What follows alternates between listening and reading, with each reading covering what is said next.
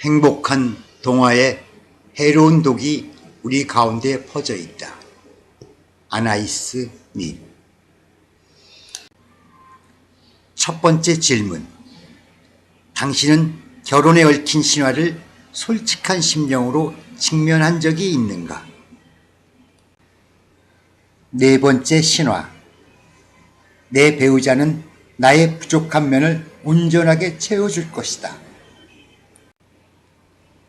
반대는 서로 끌린다는 옛 속담은 자신의 부족한 점을 보완해 주는 사람에게 끌리게 마련인 현상에서 근거한다. 사람은 자기가 못하는 것을 잘하는 사람에게, 어떤 면에서는 자기를 완전하게 해주는 사람에게 끌린다. 잠언은 철이 철을 날카롭게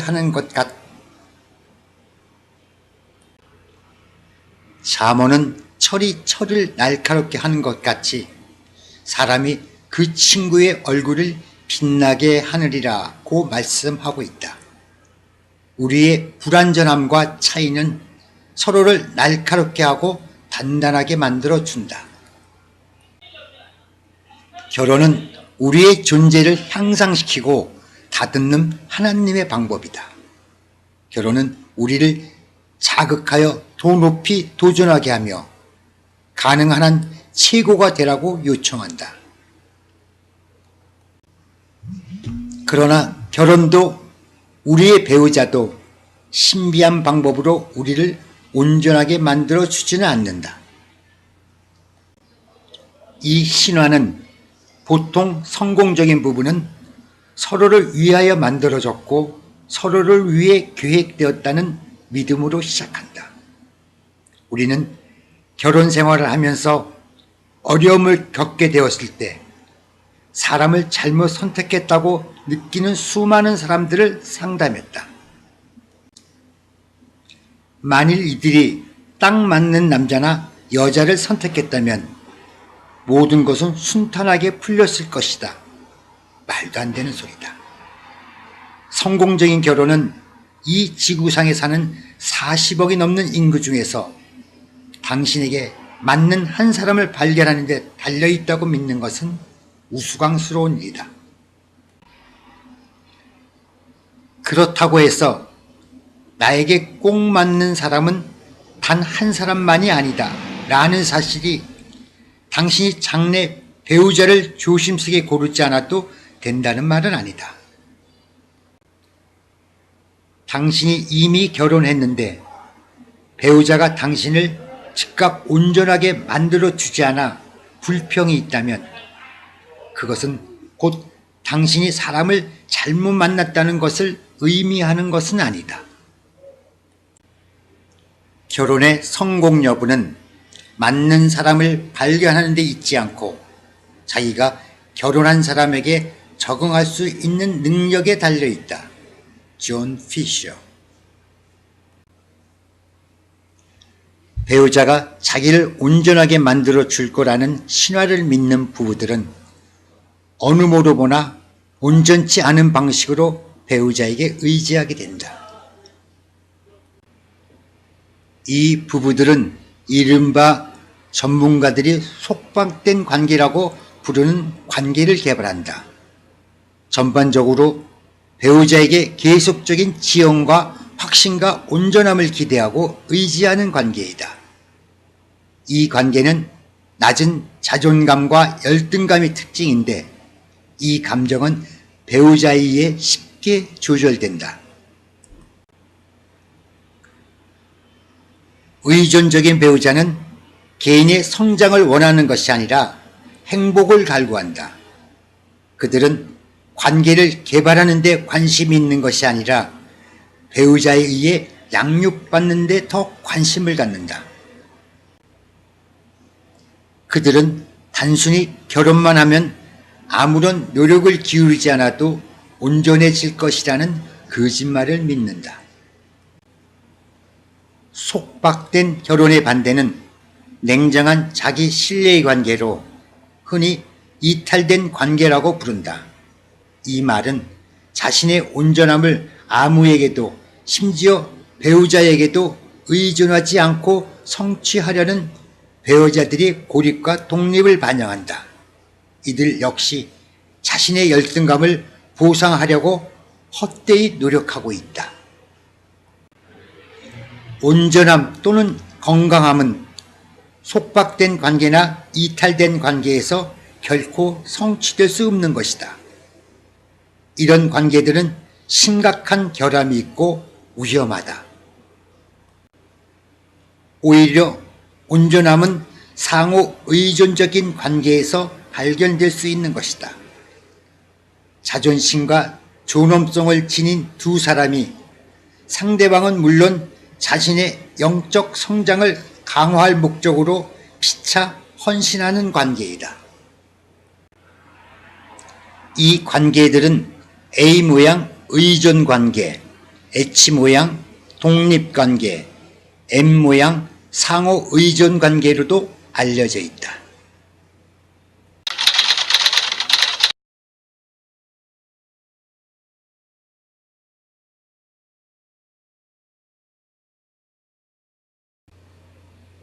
A 모양 관계는 대문자 A로 상징된다. 파트너들은 강한 부부 정체감을 가지고 있지만 개인적인 자존감은 별로 없다. 이들은 자신을 개별적인 인격으로 생각하지 않고 하나의 뭉쳐진 단위로 생각한다. A 글자에서 좌우의 긴성과 같이 그들은 서로 의지한다. 그렇게 의지하고 있기 때문에 한쪽이 손을 놓으면 상대는 쓰러지게 되어 있다. 어느 한쪽이 자신의 의존 욕구를 지나치게 채우려 할 때 바로 그런 일이 일어나게 된다. H 모양 관계들은 대문자 H와 같은 구조를 가지고 있다. 파트너들은 스스로 충족된 가운데 사실상 혼자 서 있다. 서로에게 거의 영향을 받지 않는다. 부부 정체감은 거의 없고 정서적인 연결도 별로 없다. 한 사람이 손을 놓아도 상대방은 거의 아무것도 느끼지 못한다. M 모양 관계들은 상호 의존의 바탕 위에 서 있다. 각 파트너는 높은 자존감을 지니고 있으며 배우자가 성장할 수 있도록 돕는다. 그들은 각기 혼자 설 수 있는 사람들이지만 함께 하기로 선택한다. 관계는 서로 영향을 미치고 정서적 지원을 아끼지 않는다. M 모양 관계는 의미 있는 부부 정체감을 나타낸다. 한 사람이 손을 놓으면 상대방은 즉각 손실을 느끼지만 균형을 회복한다. 같은 음악에 공명하는 현악기의 여러 독립된 현처럼 파트너의 개성을 존중하는 결혼에는 아름다움이 있다. 상호 의존적인 결혼에서는 기쁨이 배가 되고 슬픔이 반감된다.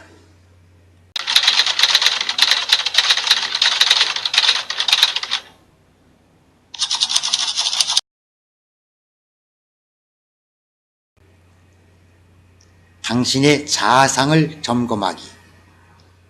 루이스 앤스패처는 결혼은 대등한 독립심과 상호간의 의존심, 피차 간의 의무감에 의해 유지되는 남자와 여자의 관계라고 말한 적이 있다. 워크북 연습 문제 당신의 자아상을 점검하기는 당신이 상호 의존적이며 보람있는 관계를 지켜나갈 수 있도록 도와줄 것이다. 결혼에 얽힌 신화에 대한 마지막 한마디. 결혼 서약은 다른 계약들과 마찬가지로 천천히 성숙한다. 피터 드 브리스. 이 장의 목표 4가지는 흔하면서도 해로운 결혼 신화를 깨트리도록 당신을 돕는 것이다. 첫째, 우리는 결혼에서 똑같은 것을 기대한다. 둘째, 우리 관계에서 좋은 곳은 더 좋아질 것이다. 셋째, 내 생활에서 나쁜 것은 모두 사라질 것이다. 넷째, 내 배우자는 나의 부족한 면을 온전하게 채워줄 것이다. 당신이 이런 신화를 기대하여 낙심하게 되었다면 마음을 담대히 하고 용기를 내라. 누구나 어느 정도는 이런 거짓말을 믿고 결혼 생활을 시작한다. 그리고 모든 성공적인 결혼은 이런 신화에 도전하고 무너뜨리기 위하여 인내심을 가지고 노력한다. 성경시대에는 신랑과 신부의 특별한 주의가 1년 동안 지속되었다. 사람이 새로이 아내를 취하거든 그를 군대로 내어보내지 말 것이요, 무슨 직무이든 그에게 맡기지 말 것이며, 그는 1년 동안 집에서 한가히 거하여 그 취한 아내를 즐겁게 할지니라. 결혼의 시작은 배움과 적응의 시간이었다. 지금도 마찬가지이다. 그러므로 당신 자신에게도 똑같은 즐거움을 허용하라.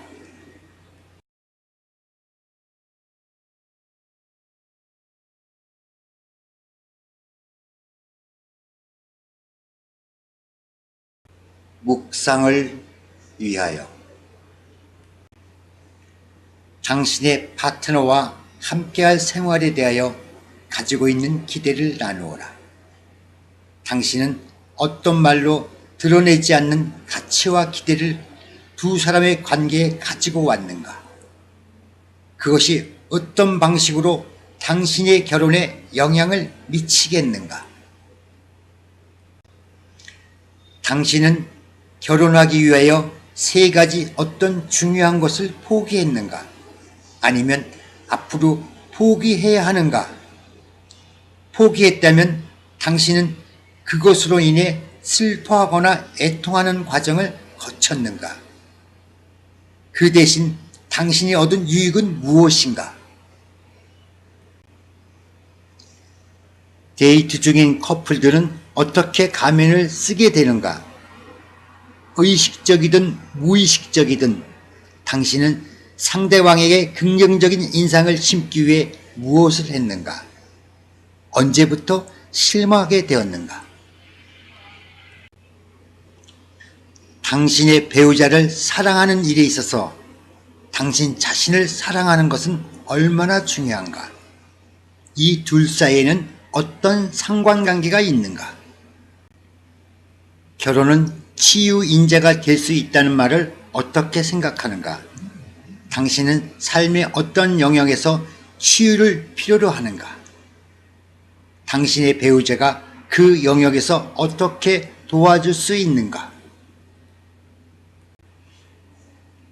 어떤 지점에서 의존 관계가 건전하지 않는 요인이 되는가? 독립 관계에 대해서 어떻게 생각하는가? 당신이 결혼 생활에서 상호 의존 관계를 경험하고 있는지 어떻게 알 수 있는가?